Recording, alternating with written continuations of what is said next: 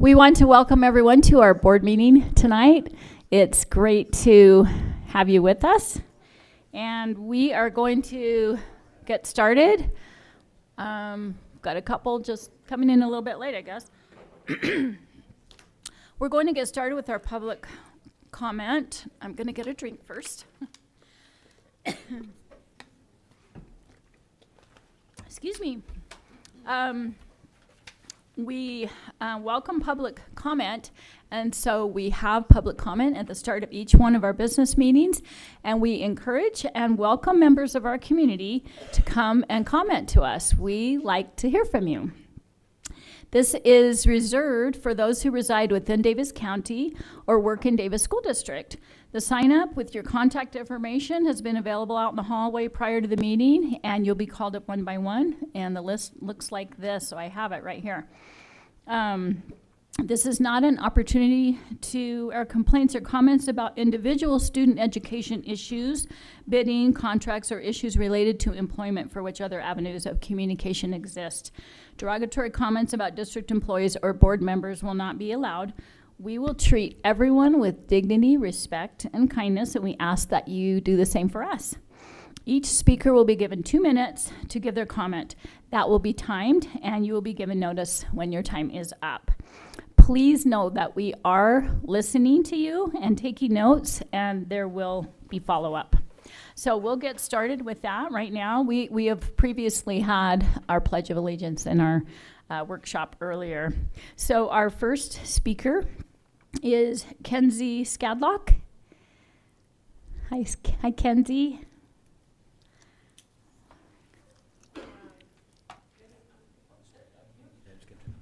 Okay, thanks. Because you want to hear me, right? Yes, we do. Yes, we do. I first want to thank you all for your hard work and dedication to our students and teachers and our district. Your work does not go unnoticed, but my name is Kenzie Skadlock, and I teach 6th grade at Wasatch Elementary. This will be my 10th year teaching, all at Wasatch.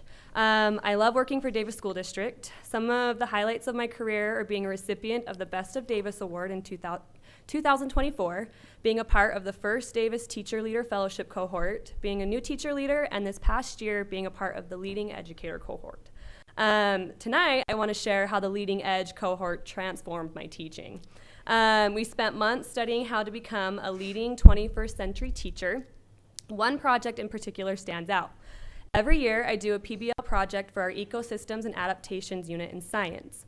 I have the students create an alien food chain for a planet that they create. This year, I followed the 21st century learning design rubrics for knowledge construction and collaboration. And what a difference it made in this project. I was blown away by the creativity, teamwork, and grit the students showed. I'm already working on a couple more project-based learning projects to implement in math and science next year using this framework. I want to invite you guys to come out and see this framework at work because it's awesome. Come see the creativity and ingenuity of these hardworking 6th graders, and thank you for providing the Leading Edge. I love it. It's amazing. It helps teachers improve their craft, and I'm definitely a better teacher because of it. Thank you for all your time and dedication to students and teachers, and I appreciate your commitment. Thank you. Thank you so much, Ms. Hadlock. Okay, next we have Cynthia Minson. Good evening, President Gerard, Superintendent, and School Board. My name is Cynthia Minson, and I'm here as a teacher from Lincoln Elementary, asking you to protect one of the most effective programs in our school, our Spanish Immersion Program, while also supporting us in improving our behavior. I have worked at Lincoln for 15 years, long before the Immersion Program began. While low academic performance and behavioral concerns were ongoing, witnessing the program's positive impact in the students as a whole inspired me to earn my teaching degree. Lincoln's Immersion Program follows an additive bilingual model. This allows students to learn a second language without losing their home language. Research shows this approach improves English learning, academic achievement, and cross-cultural understanding. Even short-term participants gained lasting benefits like stronger literacy and cognitive flexibility. One of my children that is here tonight participated in the program and developed strong confidence in Spanish. He even helped create an award-winning short film in Spanish about immigrant families, which deeply resonated with Hispanic families in our community, making them feel valued and recognized. Our immersion program is a source of great pride for Lincoln and our community. I also commend the district's progress in equity and inclusion, and I think that preserving this program reinforces that commitment. Behavior issues in our classrooms must be addressed, yes, but removing immersion is not the solution.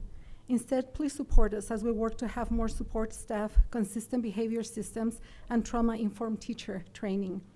This program is more than language instruction. It's a lifeline that bridges cultures, closes gaps, and builds futures. Protecting it means protecting equity, opportunity, and hope for all of our children.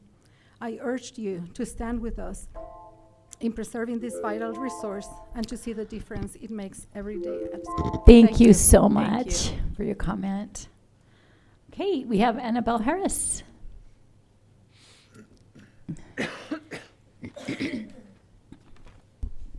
Hi, my name is Annabelle Harris, and this year I will be in 5th grade. I have done Spanish since 1st grade, and I love it. All the teachers are so nice and helpful. While I have been in Spanish program, I've succeeded in learning Spanish as well as reading and writing in English. I've had kids in my class who are from Spanish cultures like Mexico and Colombia who only speak Spanish. I think having half the day in Spanish really helps them to feel confident and comfortable to try and learn English.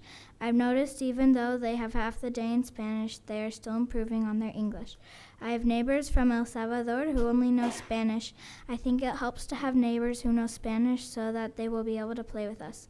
My brother and I are able to translate for them. I love doing the Spanish program. It's fun. It's fun to know another language. I've already seen it benefit my life at the age of 10.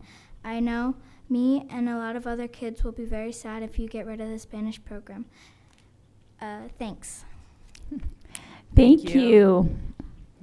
Appreciate that comment, Annabelle. Okay, we have Stevie Firstut.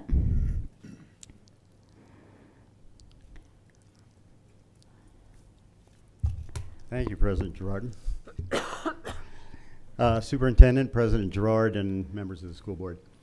I just wanted to follow up with a paper I left with each of you concerning the core principle of the construct of the Constitution, i.e. enumerated powers of the national government as defined by the 10th Amendment in Article 1, Section 8. This is the very key that makes the Constitution work. The legislature passed a bill to teach the Constitution on September 17th. Wouldn't this most important core principle be a priority? It's comprised of numerous citations from the Federalist Papers as to why this enumeration is so important. You're in the education business. Couldn't your teachers use a tool like this to stir interest in students to a point of excitement? That aha moment, so rare in civics education.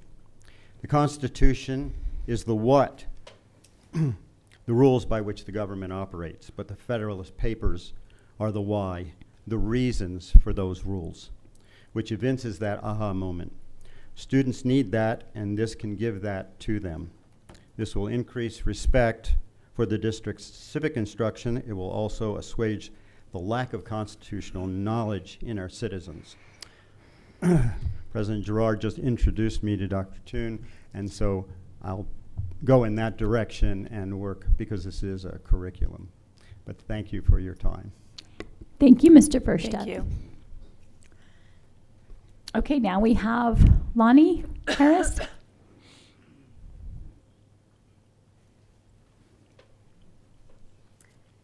I just want to start off that this is not something I normally do. So I want to say that this is something I'm very passionate about, and I hope you can see that. I have lived in the Lincoln Elementary boundaries for 10 years now, and I have 2 children who are attending the Lincoln Elementary Dual Immersion Program. I also have been an active member of the school's very small PTA over the last few years. I feel like I have a pretty diverse perspective on of the community and the boundaries because of my neighborhood involvement and my children's experiences in being inside the school with my PTA responsibilities. Our school is incredibly diverse, which is one of my favorite things about Lincoln. And I'm grateful my kids can experience that. I have no doubt that this area benefits from the Spanish immersion program. There are a lot of kids in our neighborhood who don't speak English, but because of the Spanish immersion program, those kids are able to have friends. This program gives students confidence for both English and Spanish speakers. That in turn will help our community. I am only one person, but I have countless experiences where this program has benefited the Lincoln Elementary boundaries. And I know there are hundreds of others with those experiences as well. I just want to add that I think our new principal will be a huge asset in getting our community excited about Lincoln again, and in hopes will increase the stability to our school and this program. I also want to suggest to you all to maybe attend our school's Viva la Cultura program that the students put on at the end of the school year. I have no doubt that if you attend, you will feel then that this community needs the Spanish immersion program. You will see it in the students, but also those in attendance. Thank you. Thank you so much for your comment. Okay, we have, is it Kirsten Ruiz? Okay.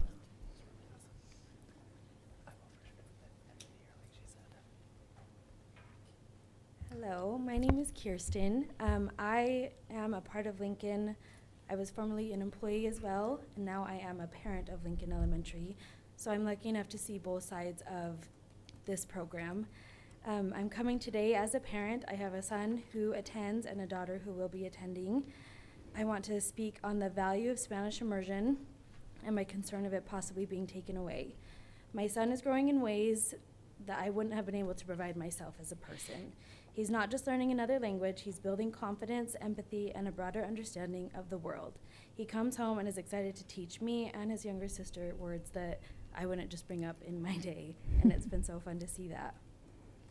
In a world that's more connected than ever, removing a program like Spanish immersion isn't just a step backward academically, it's a step away from empathy, understanding, and global citizenship. At a school with a high student turnover, our children need stable, enriching programs that reflect the diversity of the world around them. Learning another language isn't just about words, it's about learning to see through someone else's eyes. Cutting this program sends a message that diversity is optional, when in reality, it's essential. For many of us, this is why we choose this school, and will continue to fight to keep this program. Thank you. Thank you very much. We appreciate all of your comments. We appreciate you being here. Okay, we will move on in our agenda. We first have board reports. And so I think we'll start down with Ms. Stevens. If you would like to share, and we'll come this way. So, sorry, I wasn't counting on my name first. I haven't had as much, but I have been able to talk with several junior high principals over the last little bit, and also visit an elementary school, and this morning went to popsicles with the preschool at popsicles with the principal at our elementary school. And then just been busy with my board duties on the committees. So that's it. Awesome, thank you. Ms. Powell? Okay, we've had another policy committee meeting where we discussed the cell phone policy, and we finalized a recommendation for our full board, which will be discussed, but there was a change, so just heads up.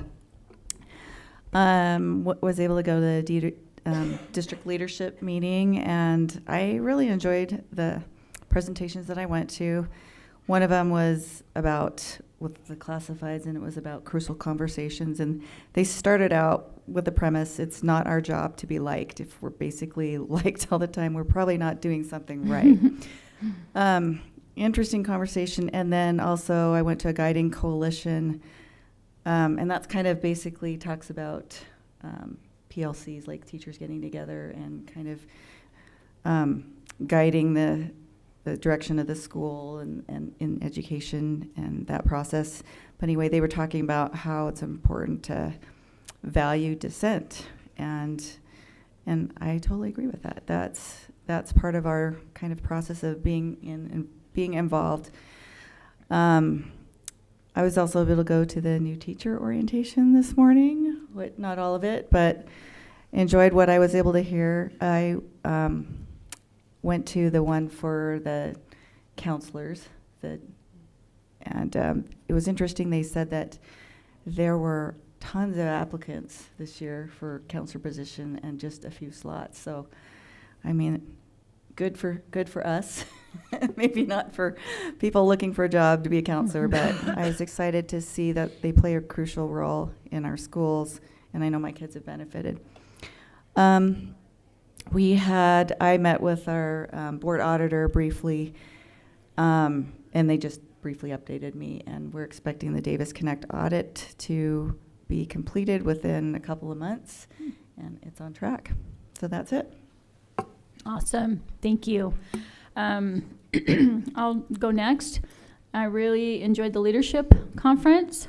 It was just really outstanding. So I want to say thank you to everyone who put that together. It was great. I really enjoyed the keynote speakers, including Derek Porter and our own Superintendent Linford. They were outstanding, and I loved the breakout by our superintendency. And it's just really exciting to see how we're building and collaborating on the high reliability schools model, and just to know that we're all on the same page and working together to achieve the same goals in that framework is just really exciting to see in our district. So thank you for all the work on that, to our superintendency. And to our business administrator, he says he doesn't like to talk in public, but I think he does. No, he did great too. It was great to attend the new teacher orientation earlier, and want to say welcome to all of our new teachers. They're going to be great, and we have the best teachers in Davis School District. I loved being able to meet some of them personally and ask them where they're going to be teaching, and to see the excitement on their faces as they come into our district. Just full of energy and looking forward to teaching, and a little nervous, but they'll all be great, I'm sure. Emily and I did get to sit behind the wheel of a brand new school bus, and that's something I've always wanted to do, is drive a school bus. I didn't get to drive, but we did pretend. It was a beautiful bus, equipped with air conditioning. It wasn't on, but it's a beautiful bus. And grateful to our transportation department and all that they do.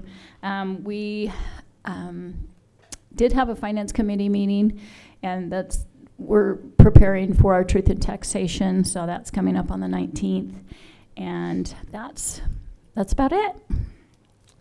All right. I was able to attend a couple of hours of the high reliability schools training for our secondary schools, and it was just great to see our junior highs and high schools, the administration, and some teachers just collaborating, learning more about the high reliability schools framework. And to tie into that, I really enjoyed participating and attending in the leadership conference. And I felt like the conference was so well done and very informative to all of our district leaders. But I wanted to quickly share some information from Dr. Linford's keynote address. He said, HRS is an elegant framework anchored in research and practical experiences. HRS drives us to and cements us in the fundamentals of best practice. HRS provides research-based targets to measure our effectiveness. And I just really appreciate the intentional, research-based, and data-driven approach that our district is taking in educating our students. I don't know that a lot of maybe our public or that our parents understand what we're doing as a district and in each school. And I love how intentional it is, and that it's research-based and data-driven. So thank you. And I'm really looking forward to see how each school continues to progress in the different levels with HRS. We had our policy review committee, and I felt like it was really effective, and we had some great discussion. I was able to attend the Child Spree last week, and that's just always a great event to be able to support our students in the district and to be able to shop for them. And so I just want to say thanks to the Davis Education Foundation for organizing that and for the sponsors that we have that make it possible.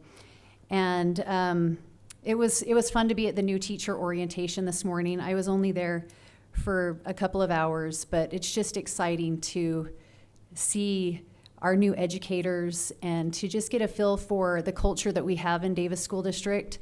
And I'm just really grateful for our leadership and the things that they do to make Davis School District a great place to work and a great place to have our children educated. Thank you.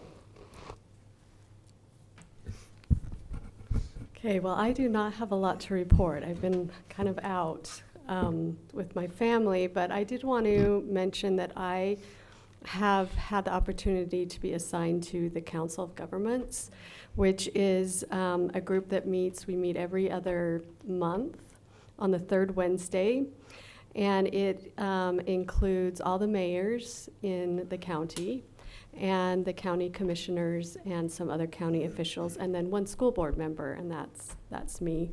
So I just wanted to inform you about that. We do take actions sometimes, so it is an open meeting that you can listen to or get the minutes of or somehow to know what is going on in the county. And this last time, Mayor Anderson of Farmington got us the chance to go to Lagoon and get one of those old-fashioned pictures taken. But then it was fun because they also gave us a tour, kind of gave us some of the insights of Lagoon. So that's all I've got. Thank you. All right.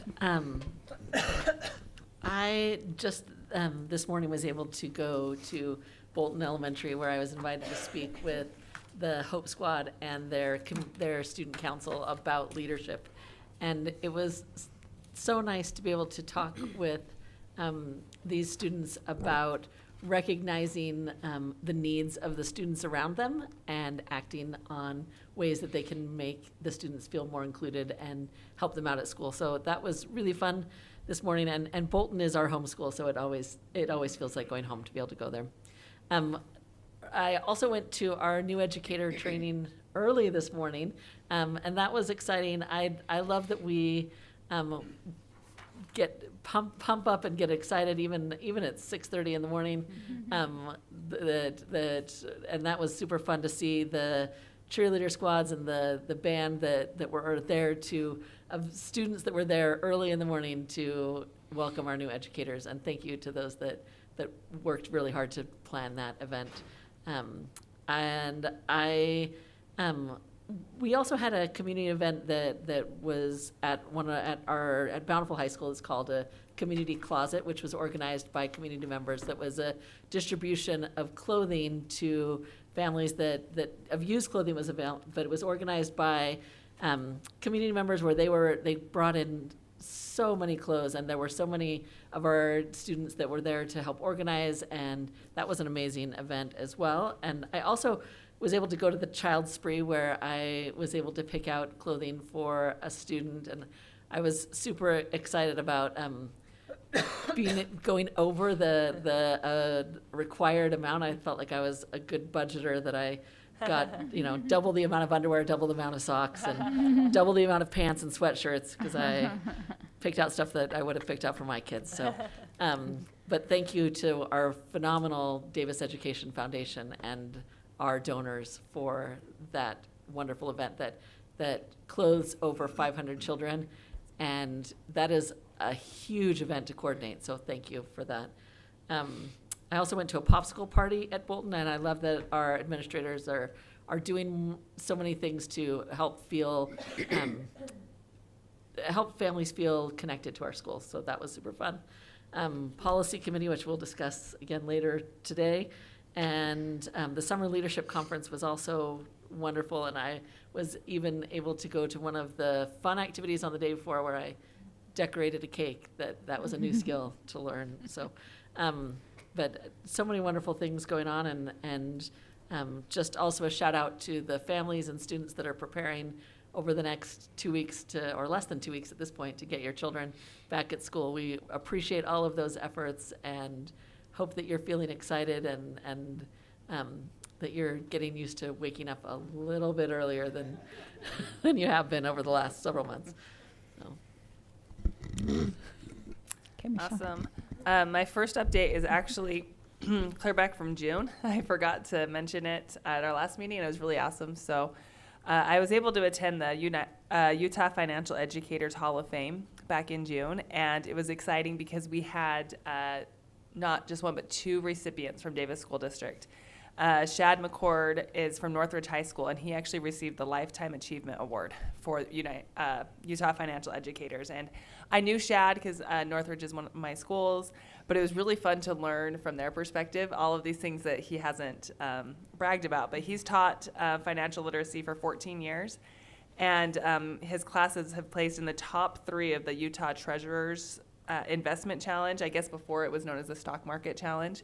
But they've placed in the top 3 23 times, earning first place 16 times. And that basically means pretty much every year he's been teaching, he's been placing there. And then he told a story, or they told a story about him, that he had a student that was actually living, gained a lot of media attention because the student was living in his car and obviously experiencing extreme financial challenges, but he's placed as a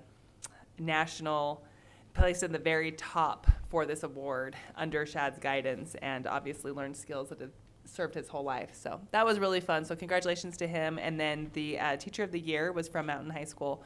So another one from Davis School District. Her name's Paula Tucker, and she talked about how she teaches students who are at Mountain High that come from so many diverse backgrounds, and teaches them, that's great if you have really exciting dreams to build extreme wealth or do really great, ambitious things. But she said the first thing you need in your life is stability. If you have stability, you can have anything else in your life. And so she would teach students just simple things that they could take away. And I think that financial literacy is probably something that we could not place, we just don't place enough value on, that it's something that's applicable for every student. So, and then while we were there, I wanted to make sure to say it was really fun to see a lot of people recognize Davis School District, including the Utah State Treasurer said that he's noticing so many great things coming out of Davis School District. So I'm always proud to see that and represent there. Same thing, so much, really impressed with the leadership conference, new teacher orientation. I think our district is above and beyond in the way that we train our employees. And the Child Spree was so fun. I really do kind of want to compare receipts next year, though. I think my daughter that I take with me, I think she could give you a run for her money. We were pretty proud too. It's so fun. Challenge accepted. Okay, next year. That was so fun. Summer's been an interesting time. I actually had two, a high school student and a junior high student, attending Davis Connect classes during the summer. So it was fun to just see that part of our education system. And I'm really proud of that offering that we have. And as a parent and as a school board member, I think we do a really good job of serving students. And I spent a lot of time in the schools this summer. I think a lot of times we think schools go to sleep, and I know principals maybe get a break as well, but they really don't. They get a break from students, but they are busy.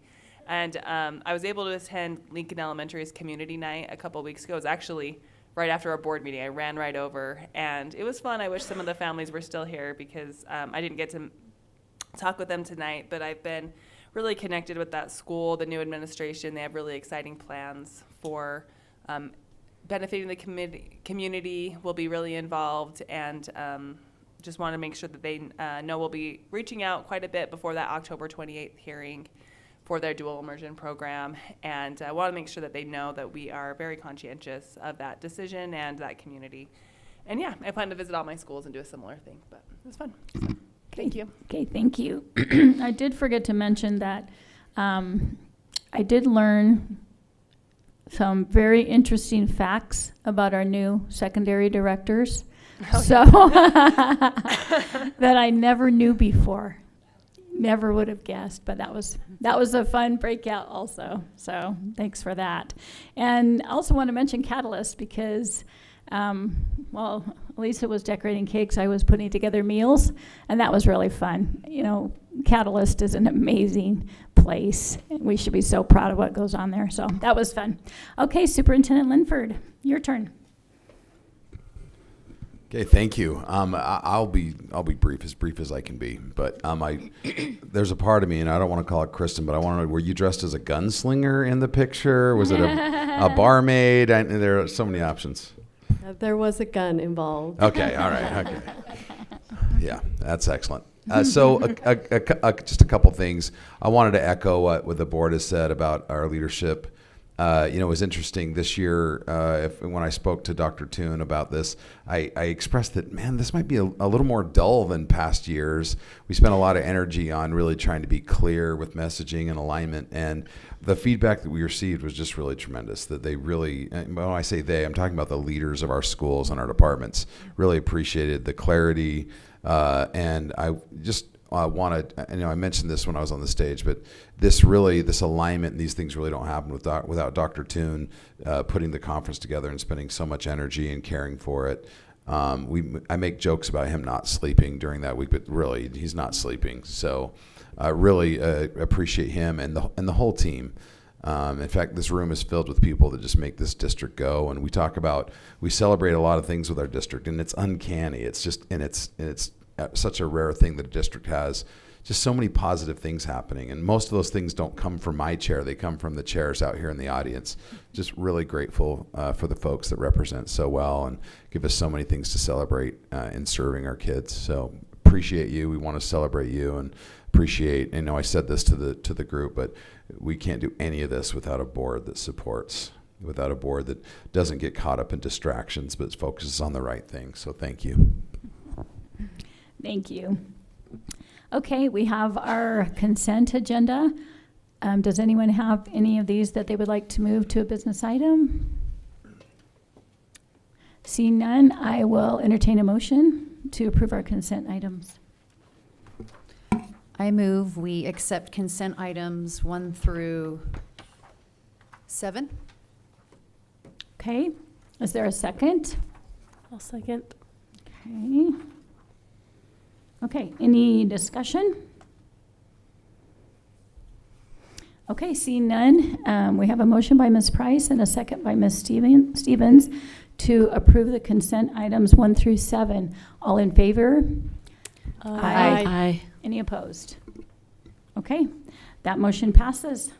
Thank you. Okay, on to our business items. The first one is will be presented by Ms. Chadley Bodley, an assistant superintendent, and that was 2 HR-114 salary supplement for highly needed educators. Yeah, I'm excited to be with you today. Well, I don't know excited, but I am your warm-up act to the real policy you care to hear about. So we'll try and go through a little bit quick today.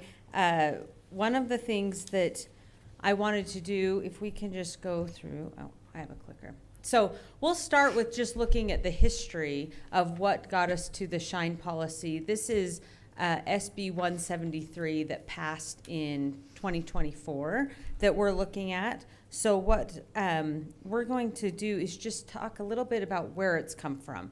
And it's come from what was called TSSP. And just to keep things clear, this is TSSP that's a supplemental salary plan for teachers, not the TSSP that is the teacher and student success plan that ties to trust lands.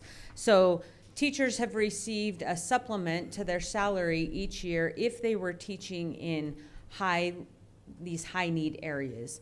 They've now rewritten that so that the local education authority or each school district can go ahead and identify what those high need areas are within their district. So it's given a little bit of control back to school districts and local agencies rather than on the state level and the spaces where they were taking care of that before. Also within that, not only does it allow us to identify who qualifies as high need, it also allows, they give the school district a large sum of money, and then based on who qualifies, that sum of money will be split up between those identified educators equally.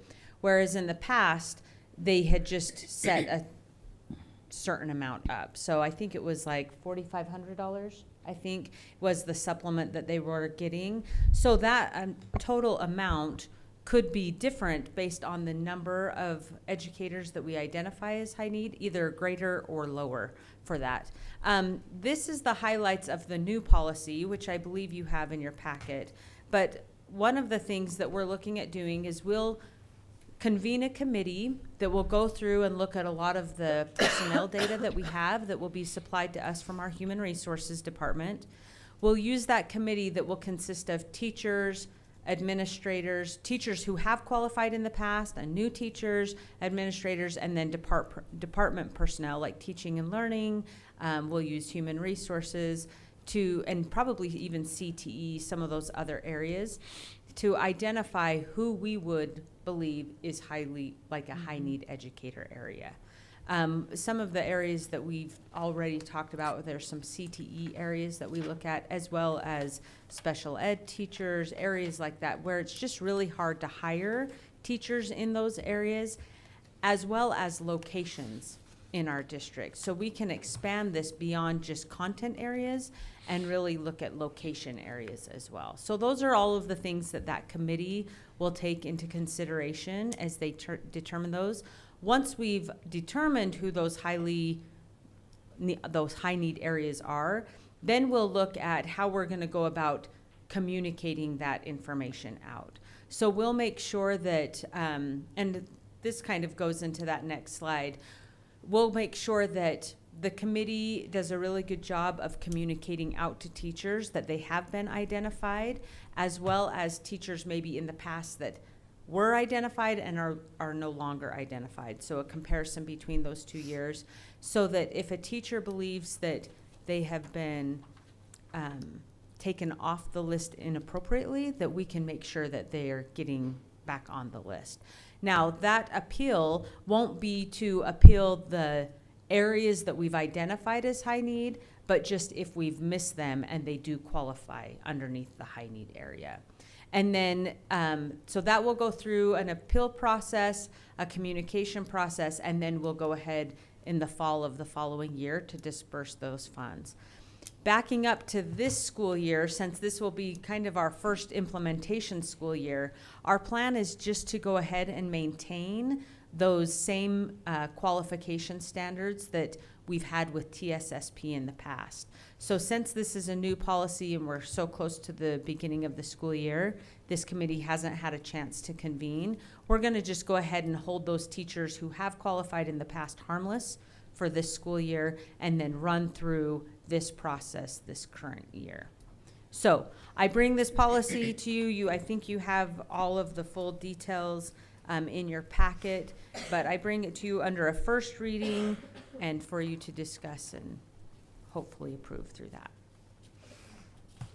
Okay, are there any questions? Ms. Stevens, do you have a question? I did have a teacher reach out to me about this because they were saying that the money is supposed to be directed towards math, science, and SPED teachers.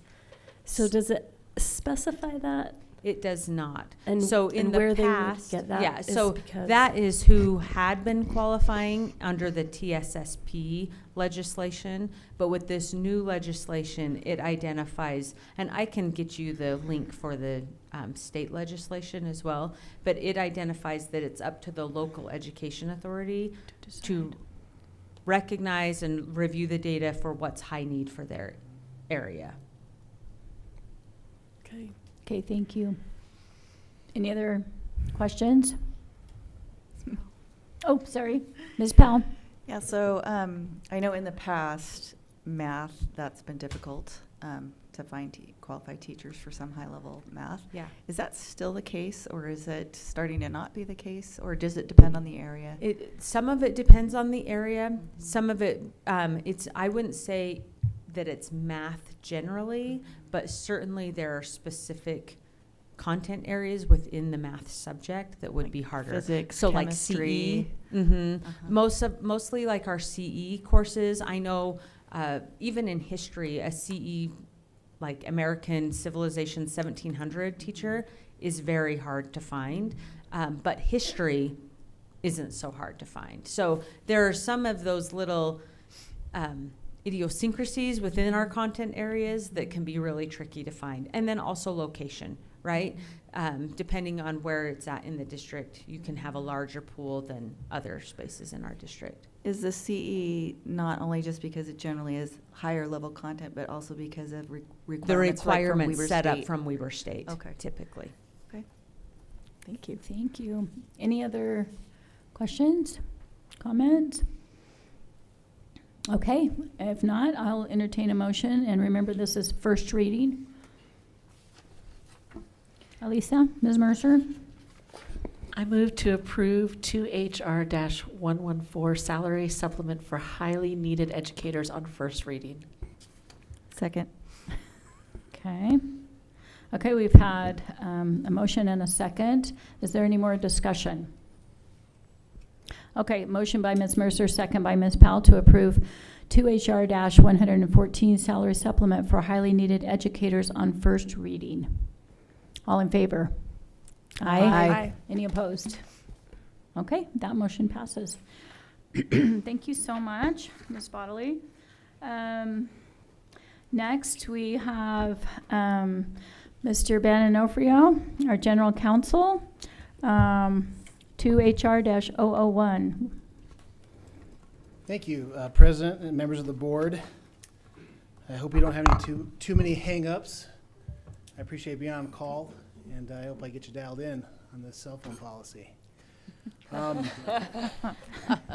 was awesome. I'm Very plugged funny. in, but I'm not showing. Is there a way He's I like can? moving. Just waiting for a drum. He the dad joke. But, I got no rim shot. Wah, wah, wah. You know, Poor Ben. you have to do what you can do. I want to show you the changes in the policy, but just to give you some background on the work of the policy committee. There was some question from the board membership on our last reading about what the community thought, with other feedback opportunities. That feedback was sought, and what came back is that many of the principals, especially in junior high, would like to see, and their community councils would like to see more of a secondary look at it to mirror the high school, where they're allowed a little more freedom than they would in the elementary school. It's still not working, but I want to be able to show you the text of the changes. If not, I guess I can read it to you.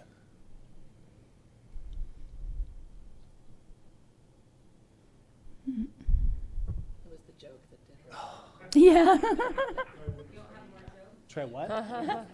Windows P. I'm going to print something. So do I want to extend? It's on duplicate. Well, how about I just tell you what's on my paper here? Okay. So the first change that the policy committee recommends is the change, like I just told you, to treat junior high just like high school, where they're allowed opportunities to have cell phones and other devices out during lunch and during passing periods.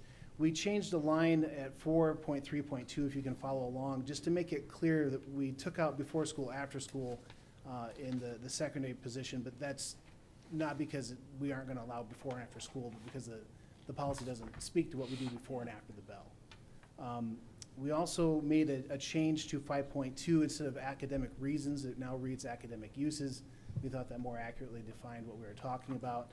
But other than that, this is the work of the policy committee recommending, I believe unanimously to the board, to pass this on second reading with just those fine changes that we made to the policy. So we submit that to you for passing on second reading. Okay, thank you, Mr. Onofrio. Does anybody have any questions for Mr. Onofrio at this time? Okay, I'll let you talk, but I think we need the motion and I don't know.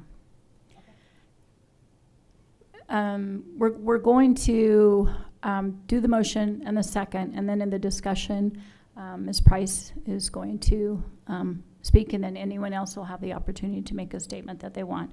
So if there are no more questions, I'll entertain a motion on this. I move to approve 5S-105 student electronic devices on second and final reading. Okay, is there a second? I'll second. Okay, so we have a motion by Ms. Barber and a second by Ms. Price to approve 5S-105 student electronic devices on second and final reading. Okay, we'll open this up for discussion, and I'm going to give the floor to Ms. Price as chair of the policy committee. Okay, so as stated by Mr. Onofrio, the Policy Review Committee unanimously agrees that the junior high should be treated as high schools. For the purpose of this policy, the Policy Committee reviewed feedback from our junior high administrators and junior high community councils. And that feedback is as follows. 89% of our junior high administrators wanted cell phones to be allowed during passing periods and lunch. And 83% of our community council respondents wanted cell phones to be allowed during passing periods and at lunch. And with 11% of administrators and community council members wanting it at lunch only, and then 6% of community council members wanted a bill-to-bill policy. So we felt like it was really important to follow the feedback that we received as we were considering this cell phone policy. I think it's important to note that all of our junior highs adopted new cell phone policies in the last year or year and a half, and included input from parents and community council members. All junior highs were using cell phone policies last year that allowed students to use cell phones during passing periods and lunch, and restricted phone use during class periods. Many administrators reported that existing cell phone policies, especially those allowing limited use during passing periods and lunch, have been effective. Schools highlight improved student engagement, reduced disruptions, and high compliance rates, with some advocating for continued consistency and flexibility to adapt policies as needed. The new law restricts cell phone use in classrooms, and I support that, and I think it will be a really great thing for especially our high schools to implement more fully. And I also like that the policy allows principals to create a more strict policy if that is what the school community wants. I think it's important to allow school administrators to have some autonomy as they make important decisions about their students and their school community. Thank you. Any other comments or statements? Ms. Stevens? Yeah, first of all, just thank you for sending out the survey asking for information. I know that we requested that very last minute, and so thank you for doing that. Also, when I spoke with principals, I think a lot of what was driving their decision wasn't necessarily that they didn't want kids to have phones at school, but the practical application of being able to keep kids off of their phones during classes and during lunch in junior high. And the way that junior highs are set up, students do not need a phone for any academic purpose at school.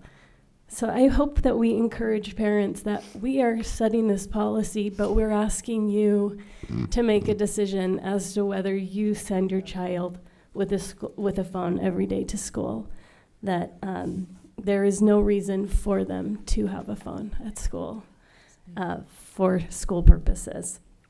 And that hopefully we can eventually get to a point where that is the norm, that our kids don't have phones at school.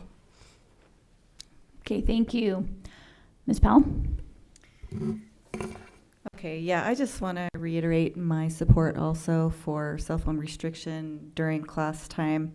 And again, want to emphasize that individual schools do have the autonomy, in particular the principals, to create stricter policies. And I would encourage them to involve community councils, which I assume is mostly being done. So if the school community feels like there needs to be a stricter policy, that is an option to pursue. I do still want to express my concern a little bit about whereas the reality and in my experience, even though like in class we're supposed to not ever require a cell phone for, like, for example, to take a picture of a homework assignment and turn it in or whatever.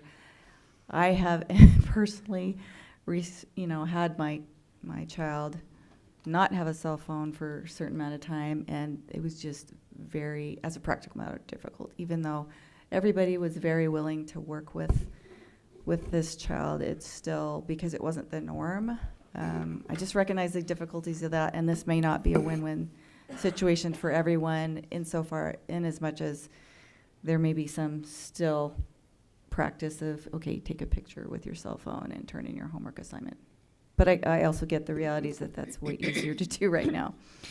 I also appreciate administrators giving us some feedback. For me, that was really important. I feel like I didn't have enough feedback. I've definitely had some, and I would encourage continued feedback. I did have someone say to me, "Hey, I really appreciated the board briefs. Thank you, communications team." And they really liked the fact that lunchtime during secondary was specifically discussed, because it's one thing to get generalized feedback, but they're like, "Oh, I didn't really think about what about lunchtime, passing periods and stuff." So I at least did get some feedback, appreciation for that. Yeah, and my other concern is I've noticed a pattern. I don't know if you guys, the rest of the board has, but if we're about to pass things in one direction, which we were about, it was a vote of 4-3, it wasn't really a vote, but 4-3 did not want lunchtime cell phone uses in junior high times last time. So I feel bad for anybody who thought that's what was going to pass, but given that we got at least some feedback, it's not perfect. I know we didn't get it. There's better ways to get feedback, so I would encourage a better and continued feedback cycle, especially a wider one from parents, because we've got administrators, we've got community councils, but we know that it's not always going to include everybody. So I would just encourage that, and yeah, because I was kind of alluding to the fact that when people think we're going to vote one way, then we tend to get a lot of people who don't like that get back to us, and then we vote another way, we're going to vote another way, then people are like, wait a second. So that's a little bit my concern. But anyway, I appreciate all the work that's gone into this. We've had a lot of discussion. Yes. Okay, thank you, Ms. Powell. I first of all want to say thank you to Mr. Onofrio and to our policy committee for all the work that has been done on this. I personally have been seeking input on cell phone use in schools for a very long time now, and I think a lot of us have. And I want to say thank you also to all those who have given feedback. Parents, friends, teachers, administrators, community council members. It has been very helpful to me. I support this policy. Elementary students do not need to have cell phones or smartwatches at school. If a parent needs to contact their child while at school, they can call the office and ask to speak to them. I know that sounds old-fashioned, but it still works. Our job in Davis School District is to educate students the best way we can in an environment conducive to teaching and learning. Cell phones do not belong in the classroom. A teacher should not have to compete with a cell phone during class, in my opinion. I think we've done a good job. We have done a good job about covering all the exceptions for medical reasons, safe UT, those kinds of things. At our last meeting, after a very lengthy discussion, we as a board asked for that input that's already been discussed from our junior high administrators and community council members. And as has been said, the response was overwhelming to permit cell phone use during lunch and between classes in junior high, similar to high schools. And I just think it's interesting to note that in Utah, in our state, 9th graders still attend junior high, while in many other states in the country, 9th graders attend high school. I just thought that was interesting to consider. Just want to say I trust our outstanding administrators. They're doing a great job. and I appreciated their feedback. And as I said in our last meeting also, the board here, we create policies, but we are not the ones in the schools enforcing the policies. So, which in this case, our administrators told us that if we had passed the other policy, it would be difficult to enforce, and which a majority of our parents did not support. So I was grateful for that feedback. And this has been mentioned also, but I want to mention it again. I love that this policy gives the autonomy to our principals to further restrict cell phone use if they would like to in their school. If community council members and parents want to have a stricter rule to not allow cell phones in class or at lunch, or between classes or at lunch, they can meet with their principal and discuss the further restriction. Of course, parents are their children's first and most important teachers and role models. So parents have always had the right to not allow their children to bring cell phones to schools. They've always had that right, of course. But having said that, we live in a digital world, and I do believe that excessive cell phone use and misuse is contributing, certainly not all, but a big contributing factor to the poor mental health some of our children are experiencing, as well as adults.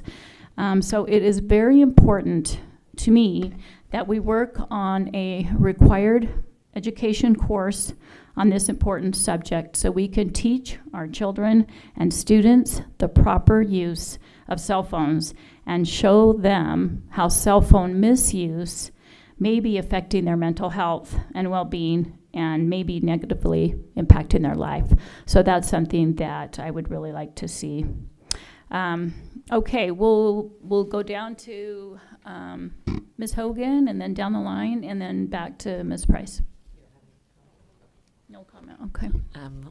I appreciate the insight from my fellow board members, and so don't feel the need to reiterate those things over again, but did want to explain my change in vote, and that has primarily been based on the feedback that we received from our administrators in regards to the implementation of that. And I also would further encourage our families that if they want to restrict cell phone use of their students, that there are lots of programs that are available to that. The one that our family uses is called Family Link, Google Family Link. It's a free app that you can put on cell phones that can lock a phone during school hours, and then automatically you can put it on a timer so you don't even have to do it. You don't have to remember to do it every day. And that's been really effective for our family. And then also wanted to recommend the website Wait Until 8th Pledge, which is where you as a family, and you can encourage your fellow friends and family members to wait until after 8th grade to give your child a cell phone.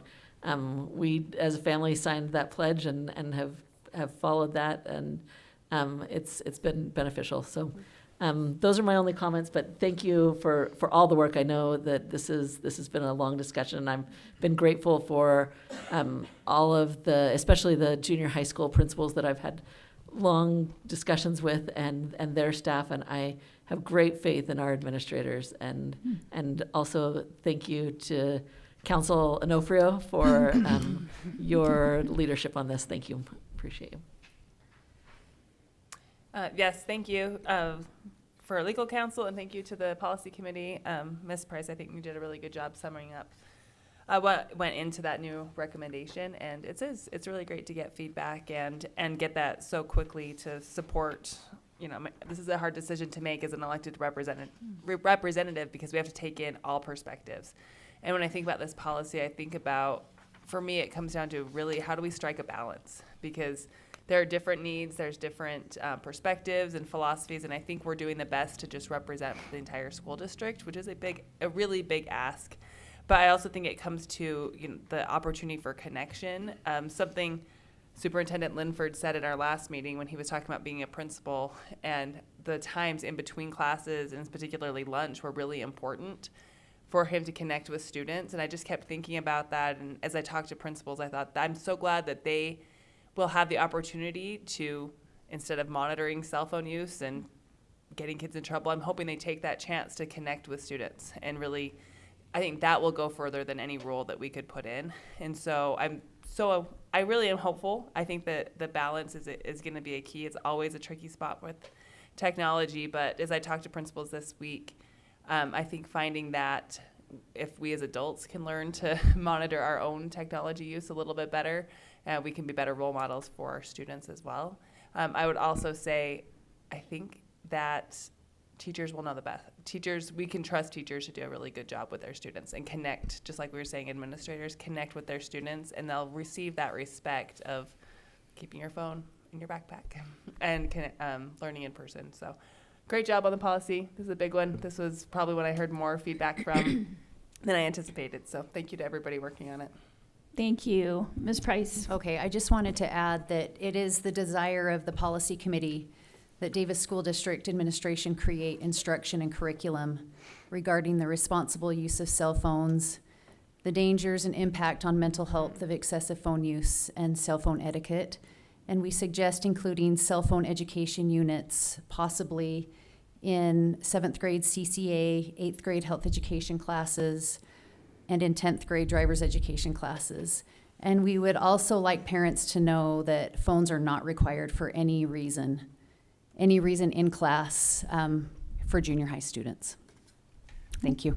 Okay. Okay, so we need to go back. We didn't pass the policy, did we? Yeah, we had all the comment. We need the vote. So I'm trying to remember who made the motion. I made the motion and Emily seconded it. So I think we should just need to vote, right? Yeah, but I always repeat it Oh, so okay, that perfect. these guys have a little bit easier time to record it. So Ms. Barber made the motion and Ms. Price seconded it to approve 5S-105 student electronic devices on second and final reading. All in favor? Aye. Aye. Any opposed? Okay, that motion passes unanimously. Thank you, Mr. Onofrio. Thank you so much. Okay, Permission. Superintendent Linford. I appreciate the vote on that. I want to echo that this idea that we talked about last month, that I think when we're talking about, what we were ultimately debating was junior high lunches, not the entire policy. Mm-hmm. And so I do think it's important to note that I don't think the public or district folks should expect that we will pull for every board decision. I think Yeah. where we were at decisions where we're really splitting hairs, or if the board seeks, more information than we've provided, I think there's lots of avenues for that. But as a representative group, I think it's important too that that you represent your constituency, and that even if, say, these administrators disagreed with the decision, we will respect the decision of the board. And I mentioned it being a slippery slope, and I don't want to borrow too strong of language on that. But I just think we should be clear that we likely won't do surveys for every kind of board decision on this and see what the principals think or the public thinks about every decision. I think it was a unique circumstance, and we'll probably have more of those kinds of circumstances, certainly, but it should be something that we expect. Thank you, Superintendent Linford. I appreciate that comment. Just one last thing, and Ms. Price mentioned this, but as a board, and this has been talked about a lot, but we would like to ask that work begins on creating an education piece, and I know that's your desire as well, and figuring out how we can get this information to all of our students.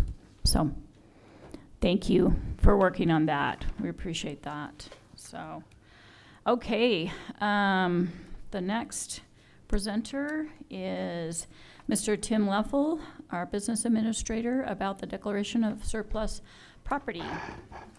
I promise this one won't be as hard. About 6 or 7 years ago, we bought a piece of property in Syracuse, about 900 South and 1900 West. It's in between Syracuse Elementary and Syracuse High. Syracuse was growing a lot back then, and it still is a little bit today. we didn't anticipate we'd actually build a school there because of the proximity of Cook Elementary and Syracuse Elementary. It'd be really hard to have 3 schools that close to each other. But we thought it'd be good to have a piece of property that we could potentially trade if we needed to build a school. With the increased number of charter schools in Syracuse, as well as declining enrollment in our school district, it's become apparent that we do not need to hold on to that site. And so in order for us to offer that site for sale, either to the city or to others who may be interested, the first step in that process is declaring the property surplus. And so the district administration is recommending that the board declare that site surplus property, and we can move on it from there. Okay, thank you. Any questions for Mr. Leffel on this property? Seeing none, I'll ask for a motion. I move to declare the property located on 2000 West between Syracuse Elementary and Syracuse High School to be surplus property. Thank you. And a second? Second. Okay. We have a motion by Ms. Powell and a second by Ms. Hogan. Is there any other discussion on this? Okay. The motion is to declare the property located on 2000 West between Syracuse Elementary and Syracuse High School to be surplus property. All in favor, say aye. Aye. Aye. Any opposed? Okay, that motion passes. Okay, this last item is an exciting one, and I am very happy to make the motion that we approve the renewal of Mr. Tim Leffel's contract as our outstanding Davis School District Business Administrator, effective August 5th, 2025, today through June 30th, 2027. Is there a second on that? I'll second. Okay. Any discussion or comments? I would just You like can make to comment thank, too. Mr. Leffel for his outstanding service and your ability to explain and think through the future of our district is remarkable, and we're so grateful for your service to this district. So thank you. Okay. Any other comments, Ms. Hogan? Yeah, didn't realize we get to make a comment, but I You- just you don't wanted- have to. I know. Oh, But I you know. can. I know. No, I just wanted to add how much I appreciate Mr. Leffel and especially his ability to explain complex financial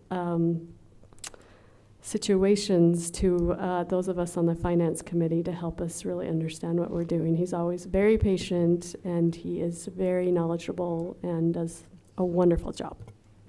Thank you. Okay, Ms. Price? I just want to comment that Mr. Leffel is a pretty big deal. So thank you. Yeah. Yes. Okay. Any other comments? Okay, Superintendent Linford? You know, a lot of people don't realize that I'm the chief budget officer. And as the chief budget officer, I got to tell you, this guy's pretty special. And the state recognizes that. Mm-hmm. He could be a BA in any district at any time in his career before now. And so we're grateful that he's stuck around and that he serves the Davis School District and the students and parents so well. So thank you. Thank you. Ms. Powell? I'll make a comment too. I really wanted to fire him, but just kidding. Just want to make sure you guys are awake. No, I am so impressed with Mr. Leffel, and one of the things I was a little surprised about, when you think business administrator, you just think finance, and it's kind of like accounting and stuff, but really a business administrator of a large school district needs to be able to manage personnel very well and manage different ideas of where money should go and things like that. And he has a great personality for that. He's very calm and very good at managing all the different personalities, and I really appreciate that and value that. Thank you. Any other comments? One more comment. No, you're going to get a big head. No, just a last comment that you scored very high in your evaluation, and that speaks to your professionalism and to your knowledge. And You just stepped right into this role. I know you had been in that department working closely with Mr. Carter, but it was a smooth transition. You stepped right into the role, and we just appreciate all you do for us and keeping us on track. So, all right. If there's no other comments, Ms. Gerard, myself, made the motion, and Ms. Stevens seconded to approve the renewal of Mr. Tim Leffels' contract as Davis School District Business Administrator, effective August 5th, 2025 through June 30th, 2027. All in favor? Aye. Any opposed? Okay, that motion passes unanimously. Yay! Oh, he gets a clap too. Wow. That doesn't happen very Close often. one, right? That was a close vote, yeah. Anyway, thank. Everybody likes the money guy. That's right. So, okay. Well, having reached our agenda, and it's only 7:12, this meeting is dismissed. You can clap for that too. Yes. Okay. Thank you for being here. Thanks for all you do.